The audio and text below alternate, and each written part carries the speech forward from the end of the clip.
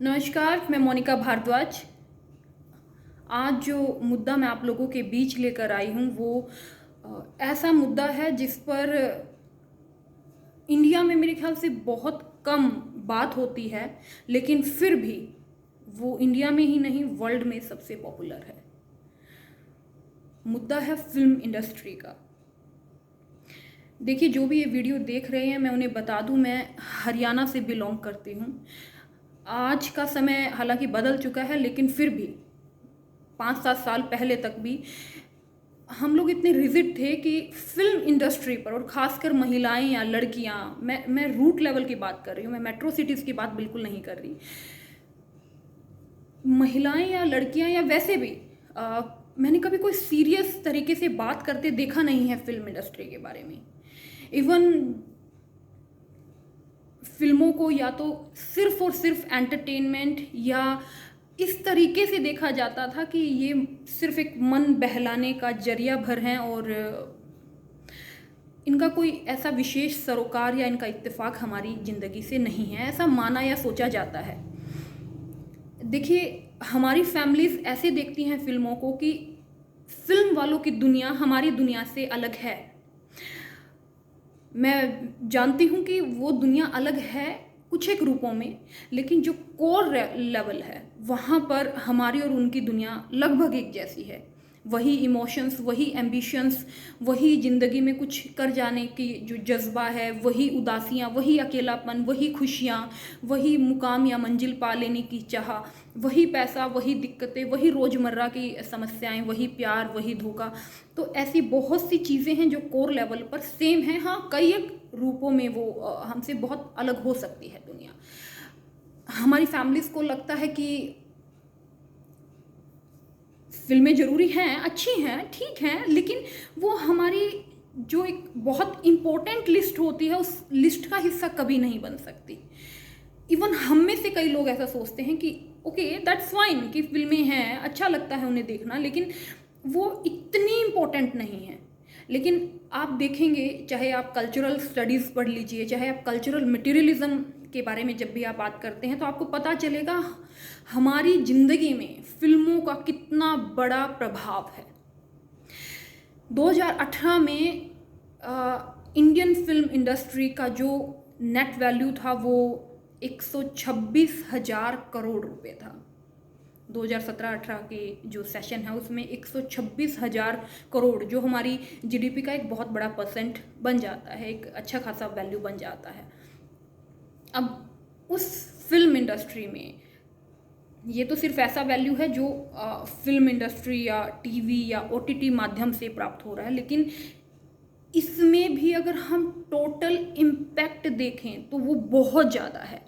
Total impact जिसमें direct भी आ जाता है, इनडायरेक्ट भी आ जाता है। डायरेक्ट कैसे कि फिल्म बन रही है तो सिर्फ टिकटें नहीं खरीदी जाती हैं, फिल्म दिखाने के लिए मॉल्स बनते हैं, थिएटर्स बनते हैं, देन अलग से दुकानें उसके साथ में होती है, देन स्ट्रीट वेंडर्स बाहर होते हैं, देन इलेक्ट्रिसिटी का चार्जेस है, ट्रैवलिंग के चार्जेस हैं, या फिर फिल्म इंडस्ट्री से जुड़े मॉडलिंग इंडस्ट्री है, ज्वेलरी इंडस्ट्री है, क्लॉथ इंडस्ट्री है, या फिर चाहे हेयर पिन से लगा के हमारी जो नॉर्मल ज़िंदगी में एक छोटी एक रबड़ तक, वो उन सब का इम्पैक्ट भी सिनेमा से, टीवी से, ओटीटी प्लेटफॉर्म से आता है कि हम क्या बोलते हैं, पहनते हैं।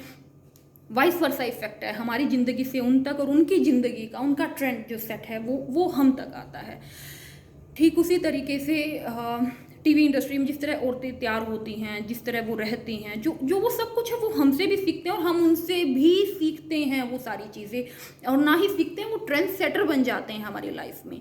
अब आप देखिए कि अगर एक कैमरा किसी इंसान ने लिया तो वो कैमरे की पूरी इंडस्ट्री बनती है कि इस फिल्म के लिए, इस सीन के लिए, या इस जो टीवी सीरियल है उसके इस चीज़ के लिए किस तरह का कैमरा आएगा, किस तरह की टेक्निक आएगी। तो technological wise, camera wise different industries, ये इंटरलिंक्ड वेब है और इसका जो टोटल सम वैल्यू है वो बहुत बहुत ज़्यादा है।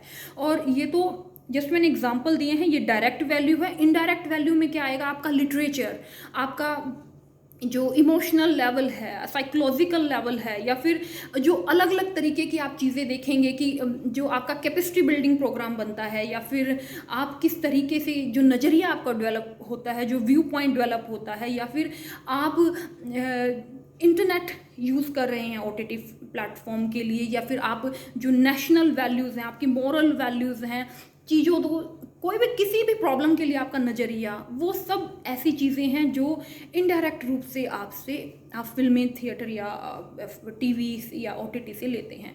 और हम सोचते हैं कि एक इस किस्म की फिल्में ही अच्छी होंगी। भाई 90% जनता या 90% से ज़्यादा जनता एकता कपूर के वो शो देखती है जिसमें 3 बार पलटा जाता है, जिसमें हर रोज़ की साजिशें हैं। तो जो हमारी ज़िंदगी है, जो मैं हाशिए की बात नहीं कर रही, मैं कभी एक्सेप्शन की बात नहीं करती, जो रोज़मर्रा ज़िंदगी में जो चीज़ें हम देखते सुनते हैं, वहाँ फिल्मों का जो टोटल इकोनॉमिकल, सोशल, पॉलिटिकल या जिस तरह का भी जो इम्पैक्ट है, जैसे उरी फिल्म आई तो उसका पॉलिटिकल इम्पैक्ट बहुत ज़्यादा था, इकोनॉमिकल इम्पैक्ट बहुत ज़्यादा था, उसने हमारे इमोशंस को भी बहुत हद तक अंदर तक कुरेदा। तो कुछ चीज़ें ऐसी होती हैं, या फिर इंटरनेशनली आपकी जो वैल्यू मार्केट बनती है। तो ये सब कुछ हम फिल्में देखने जा रहे हैं, एक इंसान 200 रुपये की टिकट लेके 2 सेकंड में 200, 600, 400, 800, 1000 तक की टिकट्स होती है। अलग अलग शहरों में अलग अलग थिएटर के हिसाब से अलग अलग टिकट्स के रेट्स बनते हैं। तो इतना पैसा जब हम हर शुक्रवार को लगा देते हैं और उसके बाद हम फिल्मों के बारे में बात इस तरीके से नहीं करते, फिर भी वो हमारे लिए ज़रूरी मुद्दा नहीं बनती हैं। तो इस चीज़ पर हमें सोचने की, इस प्रॉब्लम को एड्रेस करने की ज़रूरत है, और इस चीज़ पे एक नज़रिया बदलने की ज़रूरत है। पिछले दिनों मेरे एक बहुत फेवरेट हीरो थे सुशांत सिंह राजपूत। वो अचानक सुसाइड कर लेते हैं, और बहुत दिनों तक अलग अलग एंगल से, अलग अलग तरीके से बात होती रहती है। और यहाँ मैं एक चीज़ कन्फेस करूँगी कि मैं डिप्रेस हो गई थी इस चीज़ से।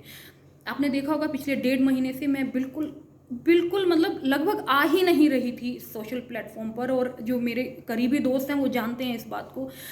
वो सिर्फ ये चीज़ें सोचने का मुझे मौका दे रही थी। ऐसा नहीं है कि युद्ध पर जो चीज़ होती हैं, बॉर्डर पे जो मेरे भाई खड़े हैं, मेरे को उनके लिए परेशानी नहीं होती, या किसी और को उनके लिए परेशानी नहीं होती। मेरे जैसे बहुत से लोग हैं, और जैसा कि मैं पहले बता रही थी, ये बहुत दिलों की बात है। बहुत लोग इस बात को कहना, सुनना, बोलना चाहते हैं, और आज मुझे लगा कि मुझे इस विषय पर बात करनी ही है।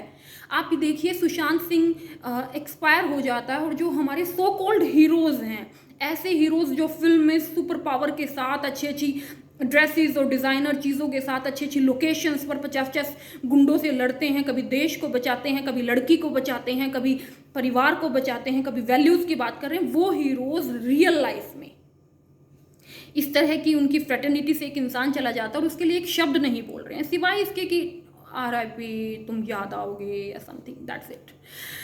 एक शब्द वो अपनी फ्रेटर्निटी के उस हीरो के लिए नहीं बोलते हैं जो उनसे बहुत अलग था। शायद कोई और हीरो जाता तो मैं उसके लिए इस तरह शायद मैं ना आती, लेकिन सुशांत हीरो नहीं था, वो एक पैकेज था, वो मोटिवेटर था। कितने लोग जानते हैं कि वो नीति आयोग के साथ पार्टनर था डिजिटल इंडिया मूवमेंट को प्रमोट करने के लिए। वो लगातार as a catalyst he is working for NITI आयोग।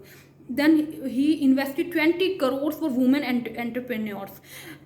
वो जिसने चांद पे घर ले रखा था, और वो चांद के घर को देखने के लिए एक स्पेशल दूरबीन अपने घर पे रखता है, जो सैटर्न के छल्ले देख रहा है अपने घर से, जो किताबों की बातें कर रहा है, जो एक बहुत अच्छा पेंटर है, you don't know about that, वो एक बहुत अच्छा पेंटर है, शिव भक्त है, वो हर रोज़ 2 घंटे शिव स्तुति करता है, आध्यात्मिक यानी अच्छा है। फिजिक्स में सबको पता है कि he was olympiad in physics. उसने 11 यूनिवर्सिटीज़ के एंट्रेंस टेस्ट दिए और 11 में उसने टॉप किया, और वो ऑल इंडिया में 7th रैंक था। स्टैनफोर्ड यूनिवर्सिटी, जहाँ के लिए हम सोच भी नहीं सकते, वहाँ से उसको स्कॉलरशिप मिली। दिल्ली यूनिवर्सिटी DTU से उसने एडमिशन लिया, देन उसने सब छोड़ दिया, देन वो थिएटर किया, थिएटर के बाद फिल्म में भी वो शिखर पे गया। वो बहुत अच्छा सिंगर था, बहुत ही अच्छा गिटार प्ले करता था। यानी आप देखिए ना, एक इंसान में कितनी खूबियाँ हैं। वो स्टडी में बेस्ट, वो जो कहते हैं आपकी पेंटिंग में बेस्ट, सिंगिंग में बेस्ट, गिटार प्ले में बेस्ट, देन वो सोशल सर्विसेज में बेस्ट। वो मणिपुर और आसाम के लिए 1-1 करोड़ दे रहा है। वो कितना कमाता था, उससे तो कितने बड़े बड़े स्टार थे। वहाँ पर जो बहुत अरसे से और बहुत अच्छा खासा सम अप वो ले रहे हैं और अलग चीज़ों से, एडवर्टाइजमेंट से और अलग अलग मीडियम से ले रहे हैं, वो लड़का डोनेट कर रहा है अपना पैसा, वो ऑर्गेनिक फार्मिंग की बात कर रहा है, वो नेचर की बात कर रहा है, वो नासा में 20 बच्चों को भेजता है, उनकी स्टडी को स्पॉन्सर करता है, वो इसरो से बात कर रहा है कि how to promote science and physics, वो अपने घर में सबसे महंगी सबसे बढ़िया दूरबीन लेकर आता है, और ऐसी चीज़ें जिनके बारे में काम इंसान सोच भी नहीं सकता, जो ये फिल्म स्टार है हमारे सो कॉल्ड सोच ही नहीं सकते हैं। वो शामों की बातें करता है, वो ताजगी की बात करता है, वो फूल की बात करता है, वो कविताएं लिखता है, वो लेख लिखता है, वो अपने घर में एक से एक अच्छे अच्छे राइटर की बुक पढ़ रहा है, उनके ऊपर डिस्कशन कर रहा है, वो साइंस की बातें कर रहा है, एस्ट्रोनॉमी की बातें कर रहा है, और वो स्टिल अपनी फील्ड में भी सबसे बेस्ट है। उसने जो चीज़ उठाई वो हर एक चीज़ में बेस्ट है। आप ये देखिए कि वो कितना मल्टी टैलेंटेड और कितनी नाइस प्योर सोल है, जो हर तरीके से अपनी तरफ से बेस्ट था। मेरे ख्याल से इतने एस्पेक्ट्स में किसी का बिल्कुल अप टू द मार्क होना और फिर ज़िंदगी में बहुत कुछ करना, ये बहुत बड़ी बात है।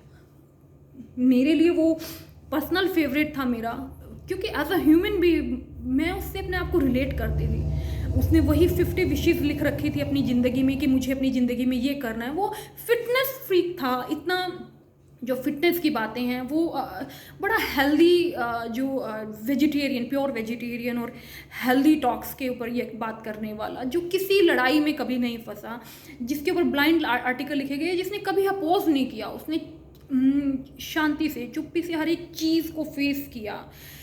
आज ठीक है, बहुत सारी सिचुएशंस हमारे सामने आ गई हैं, बहुत सारी चीज़ें हमारे सामने आ गई हैं कि सो कॉल्ड कोई भी उसकी लाइफ में था, जो वो था उसका क्या डिसीजन होगा मैं उस पर कोई टिप्पणी नहीं देना चाहूँगी, लेकिन इतना ज़रूर पता चला है कि who is real hero and who is fake hero. हमारे सो कॉल्ड रियल हीरोज़ एक भी शब्द नहीं बोल रहे हैं एक्सेप्ट कंगना रनौत, उसके अलावा कोई भी एक भी शब्द नहीं बोल रहा। कोई भी आके ये नहीं कह रहा कि कोई नहीं, काम डाउन, इसके बारे में ये चीज़ें होनी चाहिए, सच्चाई सामने आनी चाहिए। Single hero, heroine, producer, director कोई सामने नहीं आया। आप सोच के देखिए, एक्सेप्ट उसका जो फ्रेंड सर्कल था या जो उसका टीवी सर्कल था, उसके अलावा और कोई सामने नहीं आया है। कितनी बड़ी बात है ये। फिर हम कहते हैं कि नेपोटिज्म तो हर जगह है। ठीक है, आई नो नेपोटिज्म तो एजुकेशन डिपार्टमेंट में भी है, नेपोटिज्म तो हर जगह है। आपको पॉलिटिक्स में मिलेगा, आपको किसी बिजनेस में मिलेगा, आपको हर जगह नेपोटिज्म मिलेगा। लेकिन स्टिल नेपोटिज्म का मतलब ये नहीं है ना कि आप एक आउटसाइडर के लिए आप कोई शब्द ही नहीं है इसका मतलब है कोई वो कहीं, जहां हम डेमोक्रेसी में एक आम चीज़ों को जो हमसे हमारी प्रॉब्लम से रिलेट करें, हम उसके ऊपर एम्फेसाइज करते हैं, तो फिल्म इंडस्ट्री में क्यों नहीं, जो हमारी प्रॉब्लम को एड्रेस करता है, जो हम में से एक है, उनका एक स्टार होना प्रॉब्लम नहीं है, लेकिन हमारी प्रॉब्लम एड्रेस नहीं होना एक प्रॉब्लम है। तो that is the thing I want to say कि फिल्म इंडस्ट्री जब हमारी ज़िंदगी का इतना बड़ा हिस्सा है, कितनी सारी इंडस्ट्रीज़ एक वेब के रूप में इंटरलिंक्ड हैं, कितने सारे हमारे इमोशनल, हमारी इकोनॉमी, हमारी पॉलिटी, हमारी सोसाइटी, हमारी साइकोलॉजी, हमारी जो राइटिंग है, हमारा इंटरनेशनल अप्रोच है, कितना पैसा हमारा उसमें जा रहा है और कितनी सारी चीज़ें उससे प्रभावित होती हैं। तो हम क्यों बात नहीं कर रहे? और अब जब बात कर रहे हैं तो लास्ट में मैं सिर्फ एक चीज़ कहूँगी कि हम, खासकर नॉर्थ इंडिया बहुत ज़्यादा फिल्में देखता है, हिंदी फिल्मों का बहुत अच्छा मार्केट नॉर्थ इंडिया है, और जो OTT प्लेटफॉर्म है, कितना हम अपना नेट चार्ज कर रहे हैं, कभी नेटफ्लिक्स का अलग से दे रहे हैं, नेट का अलग से दे रहे हैं, इंटरनेट का अलग से दे रहे हैं, और फिर हम उसको घंटों कितना अपना टाइम, एनर्जी, पैसा हम उस चीज़ में लगा रहे हैं, और स्टिल क्या हमें ये नहीं लगता कि इस चीज़ के खिलाफ हमें आवाज़ उठानी चाहिए? आप कुछ ना कीजिए, सिर्फ फेक चीज़ कीजिए। जो ये फेक हीरोज़ हमारे सामने हैं सो कॉल्ड, इनकी फिल्मों को बायकॉट कीजिए। टैलेंट फ्लरिश होना चाहिए, but not on the cost of the real ones. ठीक है, वो अच्छा है, आप उसको अप्रिशिएट कीजिए, लेकिन ये नहीं है ना कि उनके अप्रिसिएशन में आप जो रियल टैलेंट, जो संघर्ष करके इतना ऊपर पहुंचा है, जो बिल्कुल आम है, जिसने उन सारी अपने टैलेंट के दम पे, अपनी एजुकेशन, अपनी विज़न और अपनी कॉन्फिडेंस और अपने स्ट्रगल के दम पर एक जगह बनाई है, और उसको फिर भी कुछ नहीं समझा जा रहा है। The way these so called heroes treat these outsider is just ridiculous. आप कभी किसी अवार्ड शो में देख लेना, कभी अमिताभ बच्चन या शाहरुख खान के साथ इस तरह का मजाक हो जाएगा जो एक यंग हीरो के साथ होता है, एक यंग हीरोइन के साथ हो जाता है।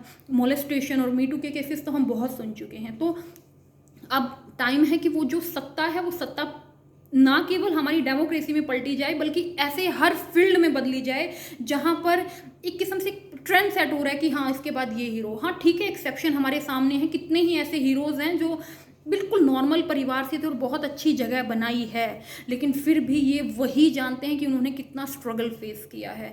आई जस्ट वांट टू से कि जब इंडस्ट्री हमारी इकोनॉमिक से इतनी प्रभावित है तो इतना तो हमारा फ़र्ज बनता है एटलीस्ट कि हम इन्हें अपनी जैसे शक्ति जो डेमोक्रेसी में दिखाते हैं, जो पॉलिटिक्स में अपनी जो पार दिखाते हैं, वो फिल्म इंडस्ट्री में भी दिखाएं।